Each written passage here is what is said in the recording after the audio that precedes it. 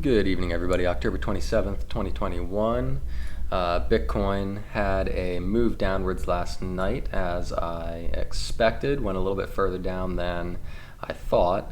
And in the micro, it went a little higher here. After I did my video here, went a little higher than was expected as well. So at this point, because it did that, it's a little bit unclear whether we have all 5 waves down or whether we need another wave down. But the parameters are pretty clear here. So let me get rid of these little micro boxes. If this is what we are doing, right? So if we did 3 here, that wasn't 5, it was 3. If that was 3, then 4 should reject within this box. We've seen it kind of come up and test a couple times there, and so far it has rejected. And then the 5th wave down, we would expect somewhere between 56.3 and 56.9, so call it 56 and 57K basically. If we are going to get another leg down. I am not saying that we definitely are.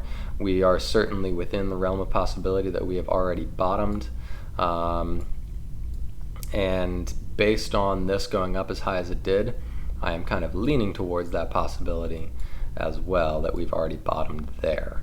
So that is possible. Now, basically what we need to keep an eye on at this point is pretty clear, is the 0.5 fib right here at 60,354.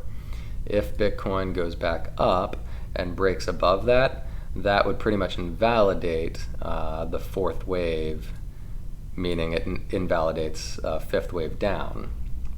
So that is the line in the sand right now. If we can climb above 60.3, give or take, then I would expect that we are probably going to go ahead and start moving upwards from here, and that we've already bottomed. Alternately, if we continue to reject in this box here and we break a new low, then the likelihood obviously becomes that we are coming down here.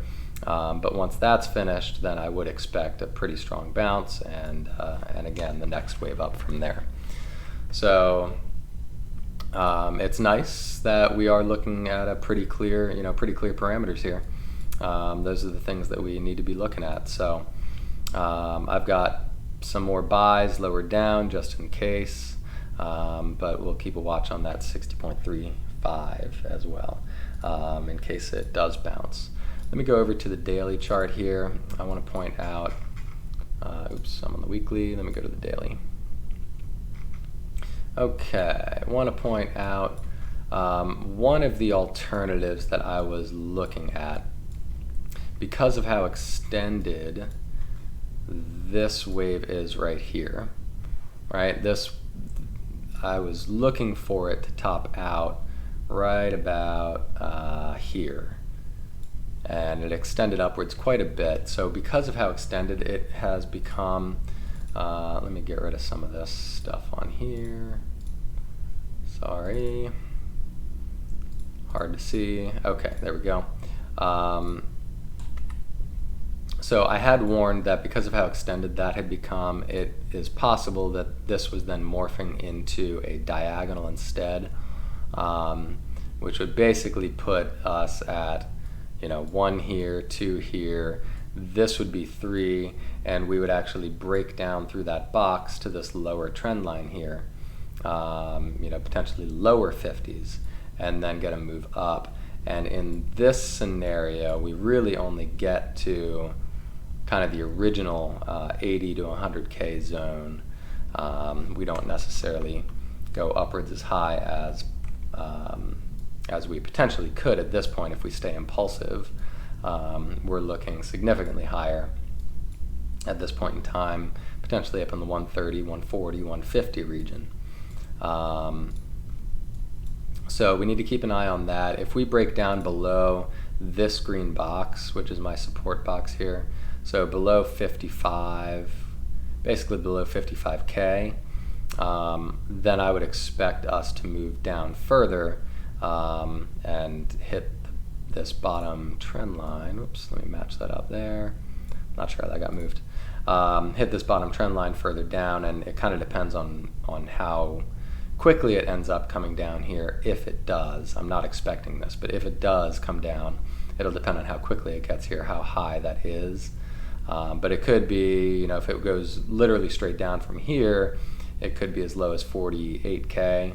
If it takes a little bit of time to get here, it could be like 50, 51-ish, somewhere in that region. Or even if it just goes sideways, if we see it go sideways like this and not make a new high in the near future, it could certainly go sideways there as well and hit the trend line here, you know, around 55 or whatever, before continuing upwards in this channel. But obviously the best case scenario is simply that we hold this green box. But I do want to just keep this potential on here as a possibility, because it is important to know about. And that's what we're looking at in the bullish case if this green breaks down. And then obviously the super bear case I've gone over a couple times would be that we get something like this, which I don't expect. That's my least likely scenario. But if we broke down that trend line, that would become sort of the primary scenario, unfortunately. So we need to keep an eye on that and make sure that we hold that trend line if we break down the green box. So all that being said, primary expectation is that we have either bottomed already or will bottom with one slightly lower low here, and then we can resume the next leg up in the bull market. And if this analysis is correct and we've either bottomed already or will soon, the next leg of this should be pretty significant. We should move up to about 84K relatively quickly, and maybe even higher. We might even move beyond that because we extended that first wave so much. So we could move to like 80 to 100K within a few weeks. With that being the third wave, it should be very, very strong. So certainly looking at, you know, if you're not in Bitcoin already, this is kind of last opportunity, in my opinion, to get in.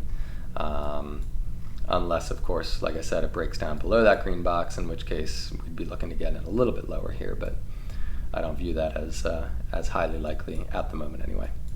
So hopefully that all made sense. I'll go ahead and put that summary of the primary scenario I'm tracking anyway in the description as well.